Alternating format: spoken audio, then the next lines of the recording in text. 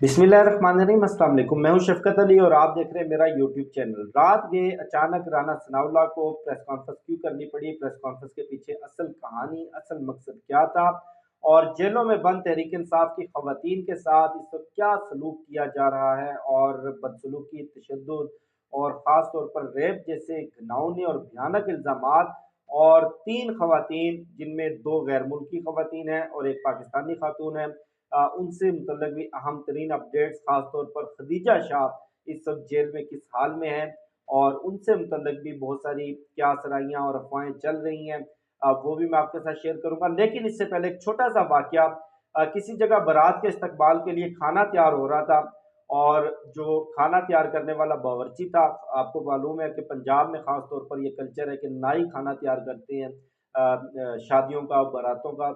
तो खाना तैयार करने वाले नाई से खाना खराब हो गया और देगें लग गई, खास तौर पर चावलों की देग उससे लग गई। लगने से मुराद ये कि चावल उससे जल गए और उसने ये कहना शुरू कर दिया कि बारात आई और अगर बारातियों ने पटाखे फोड़े तो चावल लग जाने ने।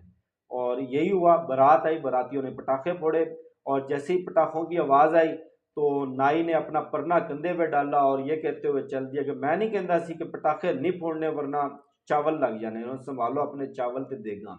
तो इसी तरह राना सनाउल्लाह ने रात के हंगामी प्रेस कॉन्फ्रेंस की। इससे पहले मरियम औरंगजेब ने ट्वीट किया कि राना सनाउल्लाह साहब वजीर दाखिला वो कौम से इंतहाई अहम तरीन खिताब करेंगे 12:10 पे। लेकिन 12:10 पर शुरू होने वाली प्रेस कॉन्फ्रेंस 12:20 पर शुरू हुई और उससे पहले जो भट्ट साहब हैं इनके, मुस्लिम लीग नून के नवाज शरीफ के साथ होते हैं लंदन में, उनके 2 ट्वीट सामने आए जिसमें एक 11:30 बजे उन्होंने ट्वीट किया, एक 11:59 पे उन्होंने ट्वीट किया और उन 2 ट्वीट्स के अंदर उन्होंने राना सनाउल्लाह की प्रेस कॉन्फ्रेंस में जो इंकशाफात किए गए थे वो हू बहू उन्होंने बता दिए, खोल कर रख दिए। वो ट्वीट्स आप लोग देख चुके होंगे कि उनमें ये सारी चीज़ें, ये सारा जो प्लॉट राना सनाउल्लाह ने सामने रखा था वो इससे पहले बताया जा चुका था। और उसके बाद राना सनाउल्लाह साहब आए और उन्होंने बताया कि एजेंसियों ने 2 कॉल्स इंटरसेप्ट की हैं। उन कॉल्स में जो गुफ्तगू की जा रही है उस गुफ्तगू में ये कह लें कि प्लान बनाया जा रहा है, ये कहानी बनाई जा रही है कि रेप के इल्ज़ामात लगाए जाएंगे और रेप के इल्ज़ामात उन खवातीन से प्रेस कॉन्फ्रेंस करवाई जाएगी जो कि पाकिस्तानी नेशनल नहीं है, डुअल नेशनल है। और ये प्रेस कॉन्फ्रेंस बाहर जाकर यानी कि पाकिस्तान से बाहर करवाई जाएगी। और उसके साथ साथ उन्होंने कहा कि ये हरकत पुलिस में मौजूद यूथिये भी कर सकते हैं और ये हरकत ये कहीं और से भी करवाई जा सकती है, गोलियां भी चल सकती हैं, किसी का खून खराबा भी हो सकता है। यानी कि हवाइयाँ उड़ रही थी और उनका चेहरा ऐसे फक पड़ा हुआ था जैसे कोई खुदा ना खास्ता कोई पता नहीं कितना बड़ा उनके ऊपर जुल्म हो गया या कोई बहुत बड़ा ब्लंडर उन्होंने कर दिया। मैंने मेरे 10 साल के जर्नलिस्टिक कैरियर में कभी राना सनाउल्लाह को इतना बदहवास नहीं देखा। हत्ता कि जब उन पे 15 किलो हेरोइन डाली गई थी, उनको गिरफ्तार किया गया था, उस वक्त भी वो इतने बदहवास नहीं थे। अब आप डॉट के साथ डॉट कनेक्ट करें, इस सारी कहानी को समझें। बहुत सारी चीज़ें, बहुत सारे मामलात, सारी ट्वीट्स, सारे ये कह लें कि इस तरह की जो क्या सराहियाँ सोशल मीडिया पर चल रही हैं ये आप लोग देख चुके होंगे। अब सबसे अहम तरीन सवाल ये है कि वो खवातीन, मुबैना खवातीन कौन है। अब देखें, जेल के अंदर तो किसी के साथ बदसलूकी या रेप ये नामुमकिन है, नामुमकिन, किसी सूरत भी नहीं हो सकता। अब कहाँ हो सकता है, ये डेफिनेटली पुलिस की कस्टडी में हो सकता है। और पंजाब पुलिस तो वैसे भी खवातीन के साथ बदसलूकी में बदनाम ज़माना है, पूरी दुनिया के अंदर इसकी जो शोहरत है, ह्यूमन राइट्स की वायलेशन में, लोगों पर तशद्दुद करने में, जेली पुलिस मुकाबलों में, खवातीन के साथ जिनसी बदसलूकी करने में और दीगर जराइम में। अब पंजाब पुलिस की कस्टडी में जो खवातीन हैं, बहुत सारी खवातीन जेलों में हैं क्योंकि पाकिस्तान की तारीख में पहली मरतबा इतनी बड़ी तादाद में खवातीन को, नौजवान लड़कियों को और पॉलिटिकल वर्कर्स को, MNAs को, पार्लियामेंटेरियंस को गिरफ्तार किया गया। लगभग 2000 के करीब खवातीन पंजाब की मुख्तलिफ जेलों में और पुलिस की कस्टडी में फिजिकल रिमांड पर इस वक्त मौजूद हैं। अब ये बार बार कहा जाता है कि इस तरह के इल्ज़ामात से पाकिस्तान को बदनाम किया जाएगा।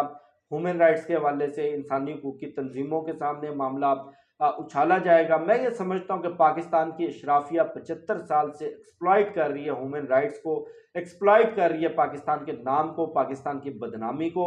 और इस मामले में तहरीक इंसाफ के वर्कर्स, उनकी सोशल मीडिया टीम, उनके लॉयर्स, उनकी परफॉर्मेंस ज़ीरो से भी नीचे है। देखें, पाकिस्तान की तारीख में आज तक इतनी बड़ी तादाद में ख़वातीन को गिरफ्तार नहीं किया गया, और ख़वातीन के साथ जो जेलों में बदसलूकी हो रही है, जिसका एक अमली मुजाहरा आपने डॉक्टर शीरीन मज़ारी के साथ देखा।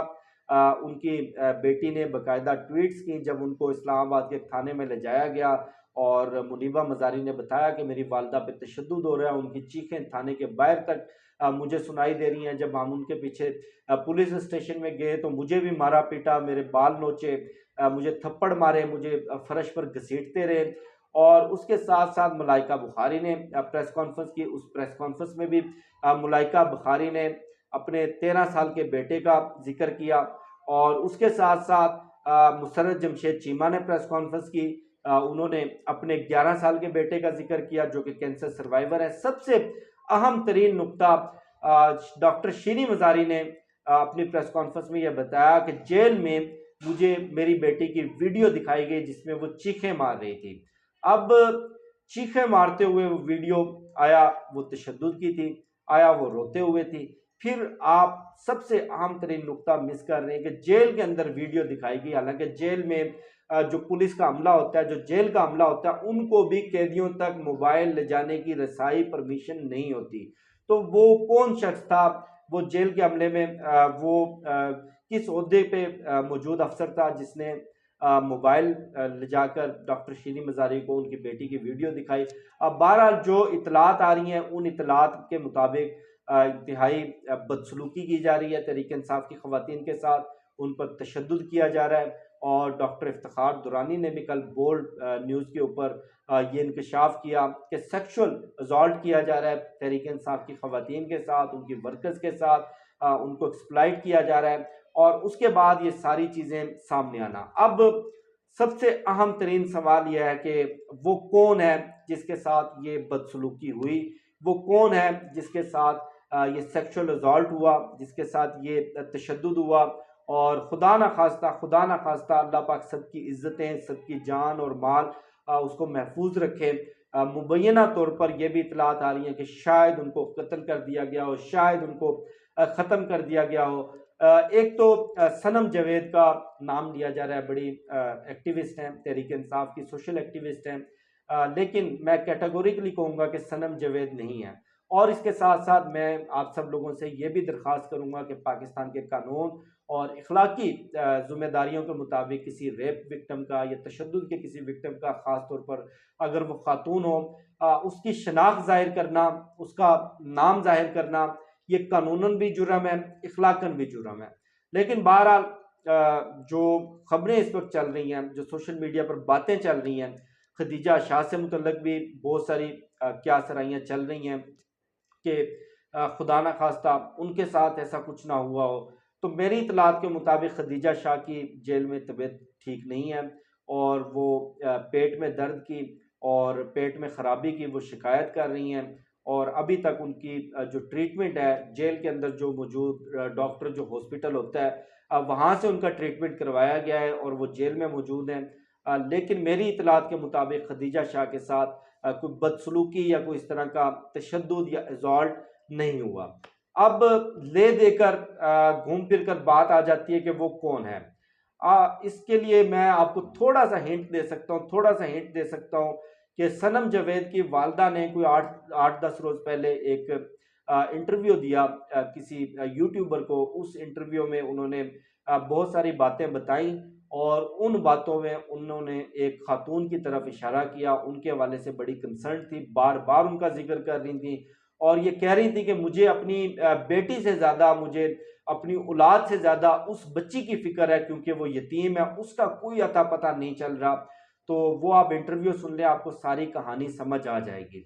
अब ये सबसे अहम तरीन सवाल ये है कि क्या जेल में ऐसा किया जा सकता है? अभी तक जो लोगों के साथ सलूक किया जा रहा है, जिस तरह उनको धमकियां दी जा रही हैं कि खुदा ना खास्ता तुम्हारे बच्चों का कुछ कर देंगे, खुदा ना खास्ता तुम्हारी बहन बेटियों की इज्जत लूट लेंगे। उस्मान डार की 75 साल की वालदा को उनका रेप करने की धमकी दी और ये कहा कि तुम्हारी बेटियों के सामने तुम्हारा रेप कर देंगे, और किया जा रहा है लोगों के साथ। और लोगों के साथ जेलों के अंदर वो कुछ हो रहा है जिसका आप तसव्वुर भी नहीं कर सकते। मैंने आपको बताया था कि मलाइका बुखारी को जेल के अंदर जिस सेल में रखा गया, 6 × 12 का सेल था, उसमें कोई 15 से 20 खवातीन थी और कोई वहाँ पर बिस्तर नहीं था, कोई वहाँ पर तकिया नहीं था। यहाँ तक सारी मुश्किलात समझ आती हैं। छत पर पंखा नहीं था, लेकिन जो टॉयलेट दिया गया था, टॉयलेट के नाम पर फर्श में एक छोटा सा सुराख था और इर्द गिर्द कपड़ों के चंद चीथड़े वहां पर लटकाए हुए थे। और इस माहौल के अंदर मुलाइका बुखारी को रखा गया, लेकिन 16 दिन रही और किसी सूरत उन्होंने झुकने से, सरेंडर करने से इनकार कर दिया, किसी सूरत रजामंद नहीं हुई। लेकिन फाइनली उनको कुछ वीडियोस दिखाई गई। फाइनली जो डॉक्टर शीरी मजारी हैं, 5 दफ़ा 5 मुख्तलिफ जेलों से उनको रिहा किया गया, गिरफ्तार किया गया, लेकिन वो सरेंडर नहीं किया उन्होंने। लेकिन फाइनली उनकी बेटी की उनको वीडियो दिखाई गई। इसी तरह मुसर्रत जमशेद चीमा, उनको भी 2-3 मरतबा गिरफ्तार किया गया, रिहा किया गया, दोबारा गिरफ्तार किया गया, लेकिन सरेंडर नहीं किया। उनको भी कुछ वीडियोस दिखाई गई और उन्होंने भी प्रेस कॉन्फ्रेंस में कहा कि मेरा 11 साल का बेटा है, कैंसर सर्वाइवर है। तो इन सारी चीज़ों से आप डॉट से डॉट कनेक्ट करें, आपको ये सारी कहानी समझ आ जाएगी कि खुदा ना खास्ता राना सनाउल्लाह ने, राना सनाउल्लाह के गुमाश्तों ने, नून लीगियों ने कोई बड़ा कांड किया है, कोई बड़ा चंद चढ़ाया है जिसकी इनको फिक्र लगी हुई है और इनको ये अंदाज़ा हो चुका है कि ये लैशबैक करेगा, इसका बड़ा सख्त रद्द-ए-अमल आएगा, पाकिस्तान की पूरी दुनिया में बदनामी होगी। ये अक़वाम मुत्तहिदा में ये मामला जा सकता है, बैनुल अक़वामी इंसानी हकूक़ की तंज़ीमों में ये मामला जा सकता है और ये पेशबंदी के तौर पर ये सारी चीज़ें करवाई गई। पेशबंदी के तौर पर पहले से ट्वीट्स करवाए गए, पेशबंदी के तौर पर ये प्रेस कॉन्फ्रेंस की गई, लेकिन हवाइयाँ उड़ रही थीं और ये अंदाज़ा लगा लें कि कौन हो सकता है, क्या हो सकता है। लेकिन ये मैं आपको कंफर्म कर दूं कि जेल के अंदर नहीं हुआ, पुलिस की फिजिकल कस्टडी में हुआ है, फिजिकल रिमांड के दौरान हुआ है और फिजिकल रिमांड के दौरान जो कुछ हुआ उसकी बाकायदा वीडियो बनाई गई है और वो वीडियो तहरीक इंसाफ की खवातीन को दिखाई जा रही है और तहरीक इंसाफ के वो मर्द हजरात जो पार्लियामेंटेरियंस हैं, एमपीएज हैं, एमएनएज हैं, सेनेटर्स हैं, उनकी खवातीन को दिखाई जा रही है और उनकी खवातीन से उन पर जोर डलवाया जा रहा है कि आप माफीनामा लिखें, आप आकर प्रेस कॉन्फ्रेंस करें, वरना तुम्हारी खवातीन के साथ भी ये हशर नशर कर दिया जाएगा। ये जो सारी कहानी है, जो मुझे मालूम हुई, बहरहाल बहुत सारी चीज़ें अभी तक डिस्क्लोज नहीं हुई, बहुत सारी चीज़ें डिस्क्लोज नहीं होनी चाहिए, लेकिन इस सारे मामले को बैनुल-अक़वामी सतह पर उठाना चाहिए, सारे मामले को इंसानी हकूक़ की तंजीमों के सामने उठाना चाहिए, सारे मामले की शफाफ तहकीकात होनी चाहिए।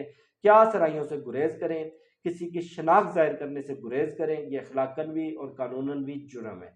मुझे शफ़क़त अली को दीजिए इजाज़त, इंशाल्लाह आपसे फिर नेक्स्ट वीडियो में मुलाकात होगी। पाकिस्तान जिंदाबाद।